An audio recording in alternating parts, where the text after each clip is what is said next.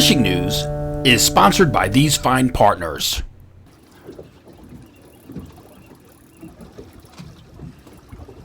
Cut that motor. Oh! I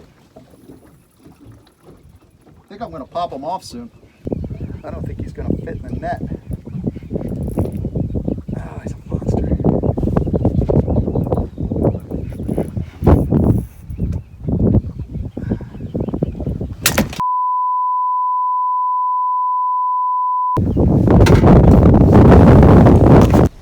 I know, rookie mistake. I love that rod too. It was a brand new Fenwick HMG inshore, a 7-footer, medium fast, ideal in back bay in that shallow water for fluking, but high sticking, a little too much. I did head over to Fisherman Supply this week and pick myself up another one. Great rod for under $100, lesson learned.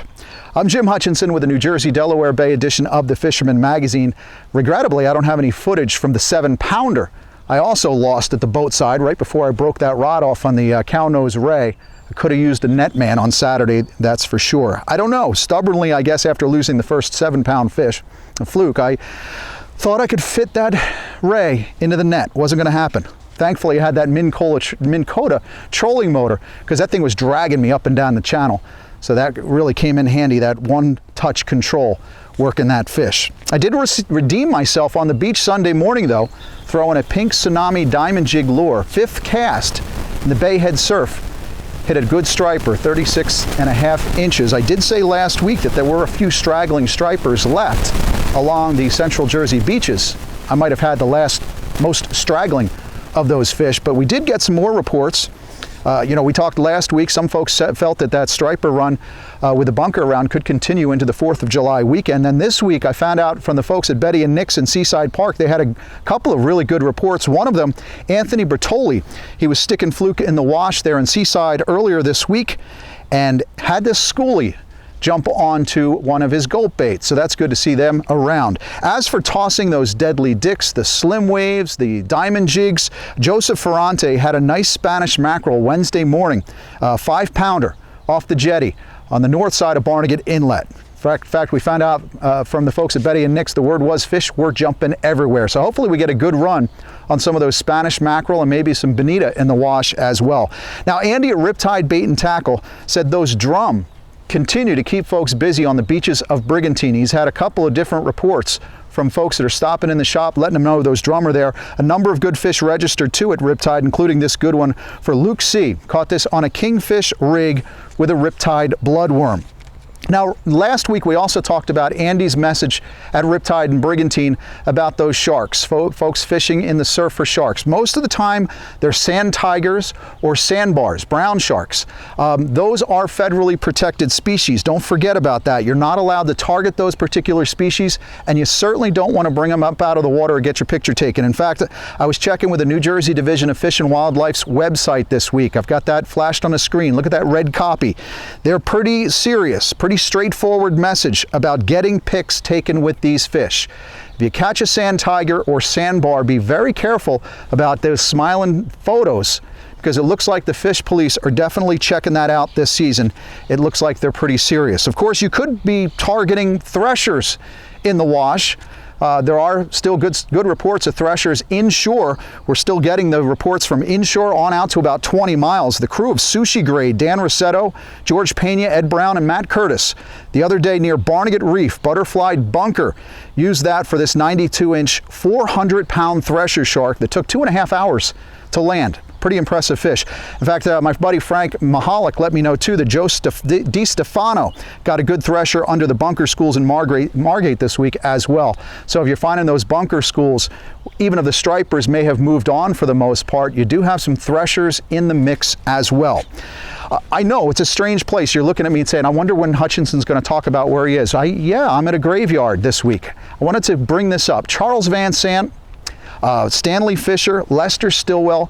Those are names that come to mind pretty quickly when I talk to guys who are fans of Jaws or know the story of the Jersey shark attacks back in 1916. But how about Charles Bruder, the guy in the middle? You had the first attack in Beach Haven, the last attack up in Matawan Creek. Charles Bruder, He was a Swiss man. He was a Swiss bell captain at the Essex and Sussex Hotel in Spring Lake. And Charles was the one that was killed July 6th, 1916 in Spring Lake, buried here in Manasquan. I figured I would pay my respects to Charles on this, the anniversary of those Jersey Shore shark attacks. You know that story, all right? It was an unusually hot summer back in 1916. Looking into it a little bit, there was a polio epidemic in the United States at the time, kind of reminiscent of where we are now with COVID-19. 12 Days of Terror, that's what it was, from Beach Haven to Matawan Creek. It's a great book, that title as well. Dr. Charles Fernicola, 12 Days of Terror, talks about those shark attacks that took place along the Jersey Shore in 1916, this week, in this stretch. Highly recommended if you're looking for some beach reading. Of course, it was the genesis of the Jaws franchise, which also started around this time, 45 years ago this summer. Now, if you're not sharking, of course, if you're not out looking for that great big monster shark, you might think about some of those monster tuna, the bigeye, yellowfin, and bluefin. They are still snapping offshore. Our offshore reporter, Tom P., in his report this week for the July edition of the Fisherman magazine, used words like epic in his report. And that's what we found out from talking to some of the tackle shops and many of the captains as well. We had a great day in the Spencer with yellowfin on the troll this week. I was aboard the Pequot, captained by Tim McGuire, reported by the folks at Avalon Hodgepodge. Found out in Beach Haven that Miss Leanne herself was back from college running on the Nora Angela out of Beach Haven, got on the meet over the weekend, and also heard from Joe Riley, who hit this 60-inch bluefin at the Triple Rex on a Sterling wide tracker last Friday while fishing aboard the Leprechaun. So all those, I'm telling you, last couple of years, we've not had a really good yellowfin bite, but right now it seems to be materializing, as well as the bigeye and those bluefin. As far as the bigeye, enter Sandman. I saw this one posted online. Hall of Fame great Mariano Rivera got out over the weekend, brought home a 150-pound bigeye. That's the closer that I want on board with me when I have to hand over the rod, bring on Mariano. No offshore forecast for those of you thinking about getting offshore to the edge this week. 4th of July weekend, nice conditions Friday if you have the day off. Saturday, it looks like we could get hampered by winds a little bit. That's according to the midweek forecast. It's supposed to lay down into Sunday, and hopefully Monday will look good as well. Just keep your eye on that NOAA forecast if you're thinking about getting out there. And especially you folks, good luck if you're fishing in that weekend tournament, the South Jersey Tournament, Mid-Atlantic Cup, a winner-take-all blue marlin tournament. We do hear of some blue marlin and white marlin on the scene as well now. So hopefully if you're in that tournament, you can find some of those big billfish. I do have some solid doormat reports as well. You're waiting around for summer flounder, right? We'll check in with that in just a moment. But first, let's go to the Poconos with George, our Pocono Outdoors guy. Oh, hey, Jim. You know, the holiday weekend is finally here. Can you believe it? 4th of July already. Well, you know what that means, though. Our local state parks and all these lakes are going to be just crowded to capacity with tourists and visitors from all over the place. Fishing is going to be a little tough over the next few days. So a few things I can suggest for you guys is maybe, you know, sneak out to those creeks and some of those ponds. You know, they're still catching trout in some of these mountain streams, so don't give up on them yet, guys. Also, some of the local lakes. I mean, check out Mark Hines here over in a lake in New Jersey. He's out getting his personal best bass with a 7-pounder. Can you believe it? Great job there, Mark. Now, also, Ryan Sturgis was out on the Delaware River. That's another great place you can go to get away from the crowds, is go to that little fishing spot on the Delaware. Ryan was out getting some really nice bass just south of Frenchtown on one of those little Yozuri topwater baits. Great plug. That's one of my favorite.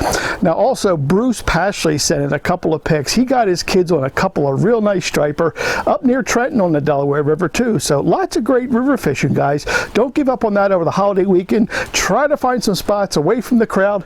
I want to try to get this fire started so I can get some burgers going. But you guys have a safe holiday.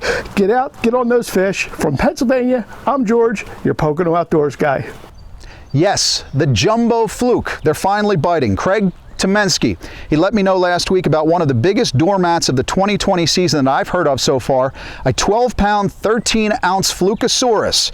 And that was for Joe Jones of Allentown, PA. He jigged up that monster this past Friday aboard Vitamin C with Captain Frank out of Keyport. Craig said that jumbo fluke was caught on a gulp and a Berkeley Fusion jig out on the Raritan Bay using some Penn spinning gear. So definitely the big fish are in there. I'm hearing now that some of the reef sites are starting to really turn on with fish.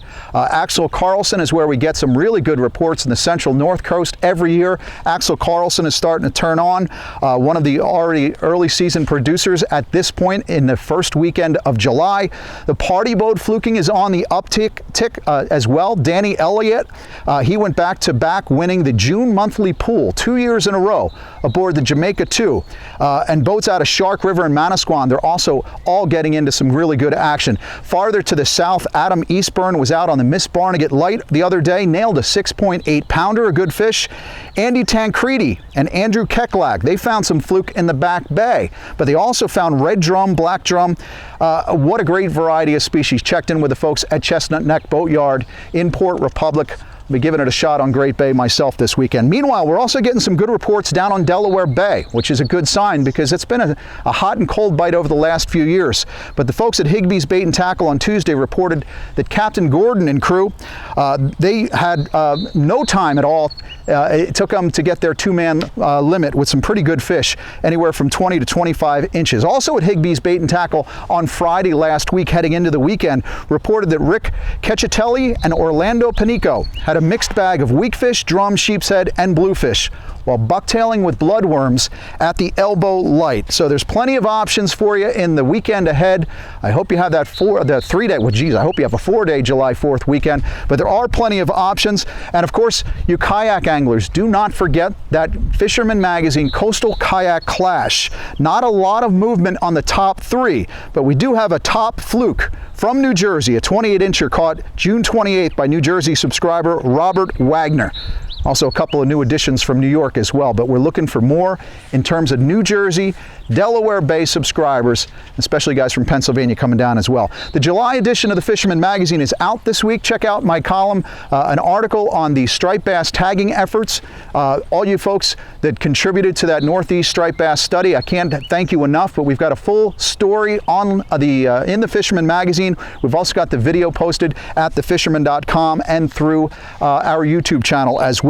For you subscribers, an important message for folks that are paid, dues-paying members of the Fisherman Magazine. As you know, the on-time delivery of the weekly newsprint magazine has been a challenge for a number of reasons that are out of our control. But in the interest of providing you with the most timely information, we've changed our subscription model. Home delivery of our 12 monthly the glossy covered print editions, that will continue. So subscribers will continue to get that monthly edition. But for now, what you subscribers have to do to get that weekly is you have to log in to thefisherman.com to get members only access to that digital edition. The weekly digital edition of the Fisherman Magazine will be available every Monday by 2 p.m. at thefisherman.com. You'll see the announcement in our July edition of the Fisherman Magazine. If you need help addressing the magazine or accessing the magazine online, be free to call our toll-free number, 866-347-4836. Our folks there can help you through it, get you creating a username and password, and help you access that digital edition. We are launching a brand new Fisherman website sometime this summer. It's going to make it so much easier to access everything, and I know that you subscribers are really going to love what we've got. Don't forget, too, if you subscribe to the weekly email alerts, also make sure you subscribe to our YouTube channel. Just tap the bell right there. It's free, it's easy, it tastes great, and it's less filling too. God bless you all this week. Enjoy, stay safe, and of course, God bless the United States of America. We'll see you again next week right here at thefisherman.com.